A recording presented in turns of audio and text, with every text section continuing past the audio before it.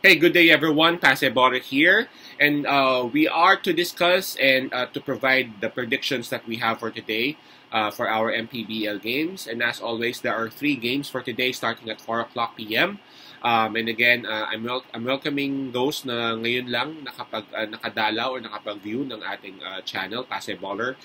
So sa mga bago dyan, please click on the subscribe button, sama nyo na yung bell logo para automatic pag meron tayong bagong videos, you guys will receive notifications. And by the way, we also provide NBA predictions. Actually, doon tayo mas kilala sa NBA. And ngayon, since walang NBA, dito muna tayo sa MPBL.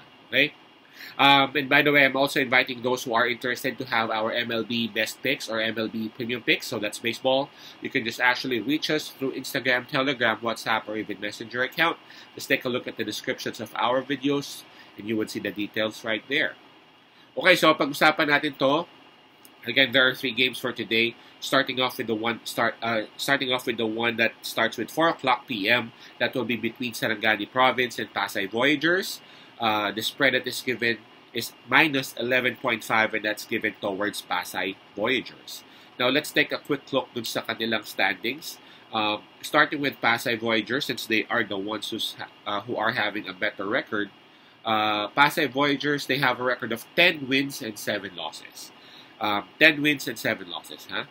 Napakaganda niyan, above 500%, as compared to Sarangani, who are currently at number 25 dito sa tournament natin, and they have a record of 4 wins and 13 losses. And by the way, yung Pasay naman pala is at number 11 ng rankings. Okay? Pasay Voyagers, number 11, Sarangani, number 25. So obviously, Pasay Voyagers, they are having a better performance dito sa tournament natin overall. Not only that, approaching this particular game, Pasay Voyagers, they are on a roll. They have been winning lately, and they are on a 3-game winning streak. Alright, 3-game winning streak, so hindi yan ganun kadali gawin. But Pasay Voyagers, they are doing that. Tapos ito namang Sarangani, baligtad. If Pasay Voyagers, they are on a roll, Sarangani, they are on a slump. Approaching this game, they have actually lost back-to-back games. Okay? Now, minus 11.5 ang binigay kay Pasay Voyagers. Obviously, I'm a Pasay fan, Pasay baller nga di ba? Pero medyo nag-aalangan ako sa minus 11.5. I know Pasay can do it. Pasay is a highly offensive team. They got Warren Bonifacio, they have Victoria, and a whole lot more. Napakalalim pa ng bench ng Pasay when it comes to offense.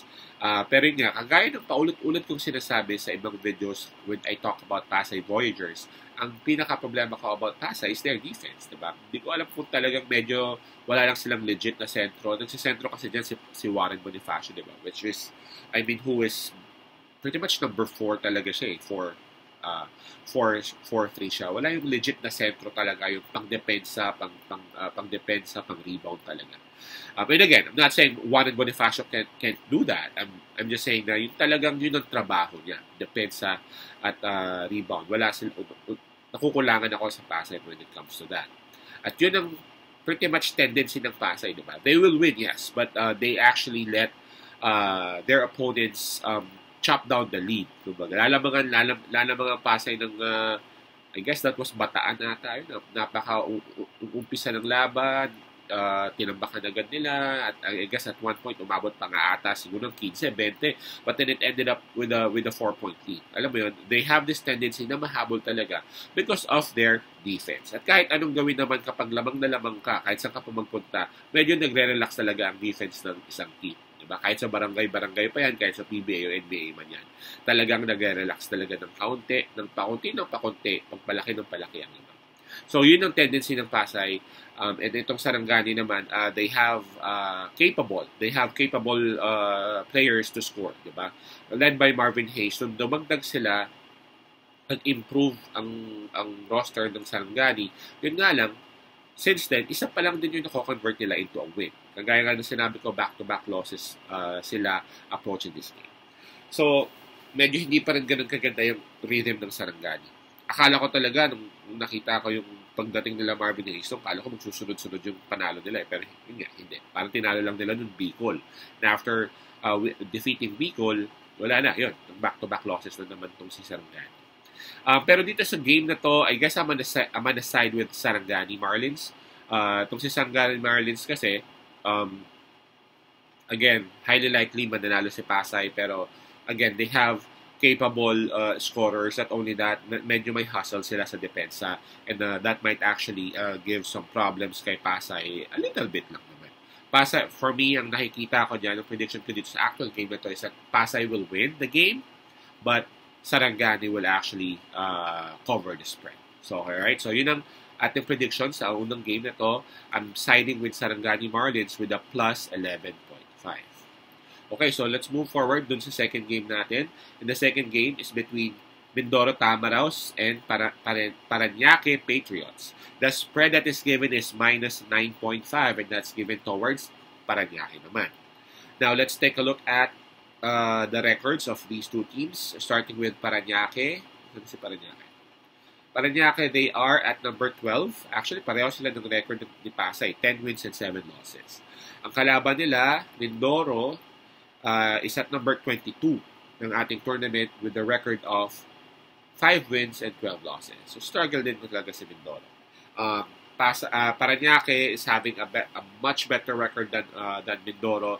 They have twice as many wins as Mindoro has. They have 10 wins, si Mindoro 5 lang.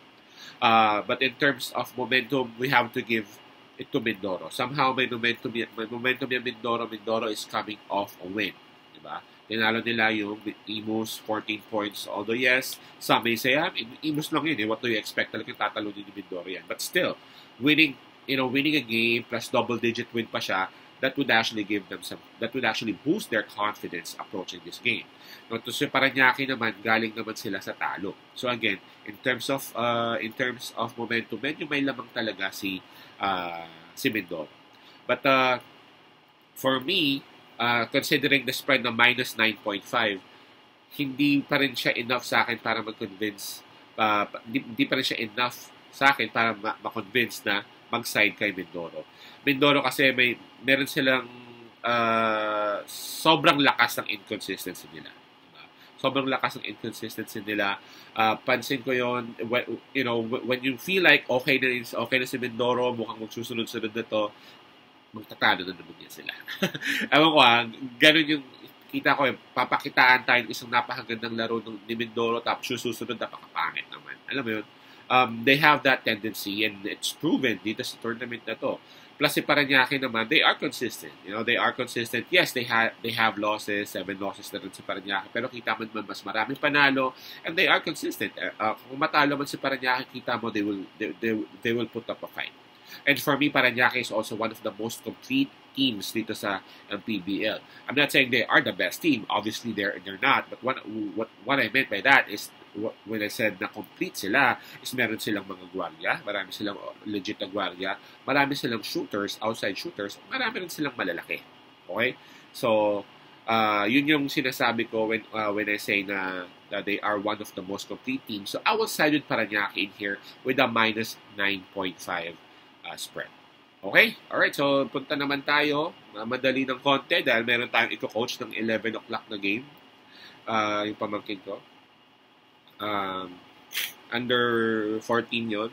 At meron naman tayong i-coach sa bandang dulo ng July, under 18, that's a Zarksburger 3x3. Mag-coach po tayo. So, yung mga gustong sumuporta dyan sa i-coach kong under 18 ng mga bata, mga teenagers, andyan yung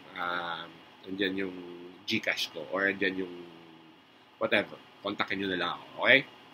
Okay, so let's proceed with the third and the last game. This will be between Davao Occidental Tigers going up against Manila Stars. The spread that is given is minus 5.5, and that's given towards Manila. Okay, very interesting. Napakaganda ng laban na to for me. Let's take a quick look at their records. Okay, parehong teams, parehong giants for me.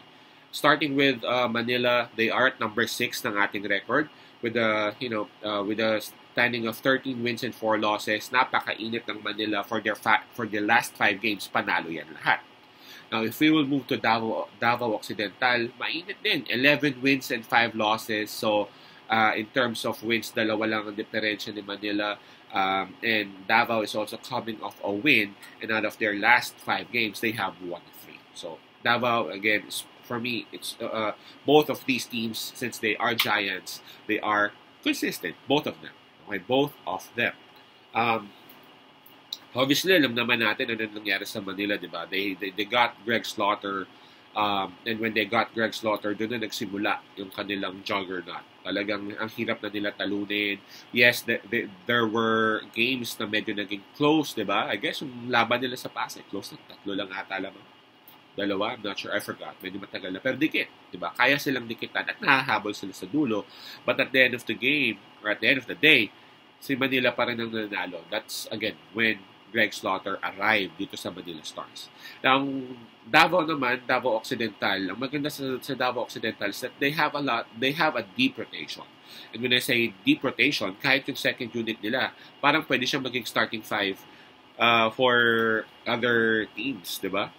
I mean, take a look at it, mayroon, dumating pa si Talio, di ba? Mark Talio, Sarangay, of course, si Custodio nga, pinapasok pa rin nila. Monmon Custodio, Agovida, of course, Ighalo. I'm not sure if Ighalo is gonna be playing. Ang pinaka ano dito is yung si Kelly Nabong. Ang pinaka crucial for me. So hopefully he would be playing Kelly Nabong because Kelly Nabong's presence there will actually dictate kung gaano kalaki ang damage na magagawa ng Greg Slaughter. And of course, I want to send my shout out din kay JK Casino, tropang si Iyo yan. So, God bless din sa laban ninyo, Boss Casino. Okay? This is gonna be tough. Again, Greg Slaughter is Greg Slaughter, di ba? Alam naman natin ginawa nun sa UAP, sa PBA, and now nasa MPBL siya. Parang pareho lang. Parang mas lalo pa siyang lumakas, di ba? Kasi mas maliit, wala masyadong ganung nag-i-stop sa kanila. But for me, with the kind of rotation that Davao has, they can actually formulate some offense that can actually tire the defense of Manila, which will then affect yung kanilang offense, di ba? They can actually formulate some offense that can actually go against Manila since meron silang mabagal na sentro. And then, of course, I'm talking about Greg Slaughter, di ba? Kung hindi mo makuha sa depensa yan, kasi nga sobrang laki, idaan mo na lang sa offense. Ganun yung philosophy dyan. Pero yun na nga, hindi lang naman si Greg Slaughter ang Manila eh. Napakadami rin yung katulong. Of course, that's one of them, and one of which is Carl Brian Cruz, CBC. So, napakaganda rin ng nilalaro ni CBC ngayon. So, ang hirap talaga talunin itong Manila. And I have to be honest, it will be very tough for Davao to actually take on Manila right now, especially with the momentum that Manila has. Kagaya ng sinabi ko, last 5 games, Manila lahat panalo. Nahahabol sila, nadidikitan sila, pero sa dulo nagagawa ng paraan ng Manila. I think it will be the same kind of situation right here. Davao will put up a fight. You know, Davao is a good team.